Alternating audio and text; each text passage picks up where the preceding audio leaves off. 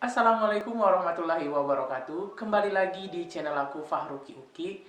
Nah, di video kali ini aku bakalan ngasih konten yang sedikit berbeda. Kebetulan kemarin aku melihat beberapa komentar dan juga DM yang masuk ke Instagram saya. Nah, di sini aku bakalan ngasih sedikit informasi dan juga beberapa ilmu yang aku tahu terkait dengan bagaimana kalian memulai perjalanan kalian sebagai pengejar beasiswa. Nah, di sini aku sudah merangkum 5 hal-hal yang perlu kalian lakukan dan perlu kalian coba sebelum mendaftar beasiswa di luar negeri.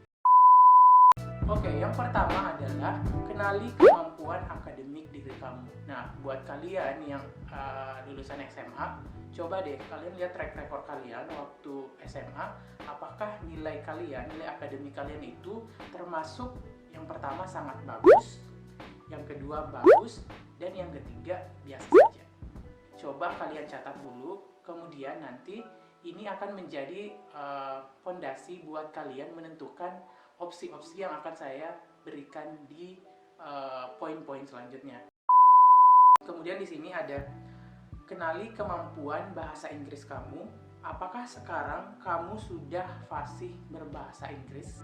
Atau yang kedua, kalian termasuk kategori pasif atau sedang. Pasif di sini artinya kalian bisa mengerti apa yang diomongin oleh orang yang berbahasa Inggris, kalian mengerti dan juga kalian bisa memberikan feedback, tapi dalam artian masih dengan vocabulary yang umum dan juga dalam konteks percakapan sehari-hari. Ada juga pilihan yang ketiga. Saat ini kalian memang benar-benar bisa dibilang masih kurang dalam bahasa Inggris. Nah, coba kalian tentukan dari 3 pilihan ini. Nah, yang ketiga adalah buat list beasiswa berdasarkan bahasa pengantar.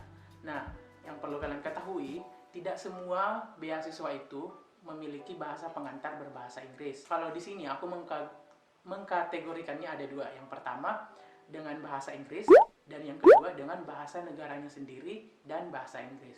Lah, kok masukin bahasa Inggris lagi? Iya, karena biasanya ketika kalian di tahun pertama ingin belajar bahasa negara mereka, itu penjelasannya menggunakan bahasa Inggris. Jadi mau tidak mau sebagai calon mahasiswa internasional, kalian udah tahu sedikit lah tentang bahasa Inggris. Terus yang keempat adalah buat list beasiswa berdasarkan proses seleksinya. Bagian pertama, proses seleksinya bekerja sama dengan pihak yang ada di Indonesia. Yang kedua, beasiswa tanpa kerjasama dengan pihak yang ada di Indonesia. Maksudnya seperti apa? Nah, beberapa beasiswa, misalnya nih, contoh beasiswa Mongo Kagakuso Jepang, itu salah satu beasiswa yang bekerja sama dengan pihak yang ada di Indonesia, dalam hal ini Kedutaan Besar Jepang. Jadi seluruh proses seleksinya itu dilakukan oleh Kedubes Jepang, yang dimana kalian pada saat seleksi cuman bersama dengan orang-orang Indonesia.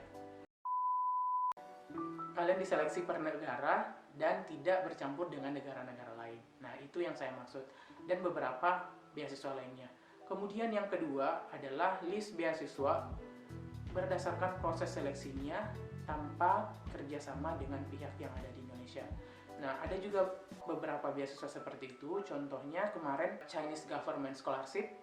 Nah, Chinese Government Scholarship itu ada 2. Yang pertama ada yang bekerja sama dengan pihak di Indonesia, dalam hari ini Kedubes Cina, ada juga yang tidak. Jadi kita langsung apply ke situs universitas yang sudah ditentukan oleh Chinese Government Scholarship. Jadi kita langsung email, terus kita mengikuti prosedur yang ditentukan. Misalnya nih, kalian harus kirim berkas ke alamat yang ada di Cina dengan misalnya pos internasional. Kemudian seleksinya itu tergantung mereka, biasanya via Skype. Kemudian yang terakhir adalah buat list beasiswa berdasarkan proses seleksinya bagian yang kedua. Bagian yang kedua ini adalah berdasarkan jenis seleksinya.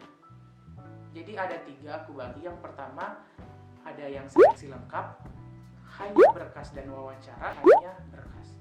Nah, yang pertama maksud dari seleksi lengkap itu adalah seperti biasa ada berkas, kemudian setelah berkas ada ujian tulis, dan yang ketiga ada wawancara. Kemudian tadi ada yang tanpa ujian tulis, jadi kalian hanya kirim berkas. Kemudian yang kedua wawancara, setelah itu kalian ditetapkan sebagai awardee. Dan yang ketiga ada yang hanya berkas. Nah, biasanya yang hanya berkas ini kalian sudah memasukkan beberapa poin-poin penting yang memang biasanya diujikan pada saat ujian tulis. Misalnya nih, di berkasnya itu ada formulir, dan formulirnya itu sudah mencakup pertanyaan-pertanyaan yang mungkin saja kalian akan di beasiswa lain itu dilakukan pada saat ujian tulis, kayak gitu. Nah, mungkin itu saja tips dari saya. Ada 5 hal-hal yang perlu kalian lakukan sebelum memutuskan untuk mendaftar beasiswa. Jika kalian merasa video ini bermanfaat dan mencerahkan kalian, mencerahkan muka kalian, please support saya dengan cara like video ini, komen, dan juga subscribe.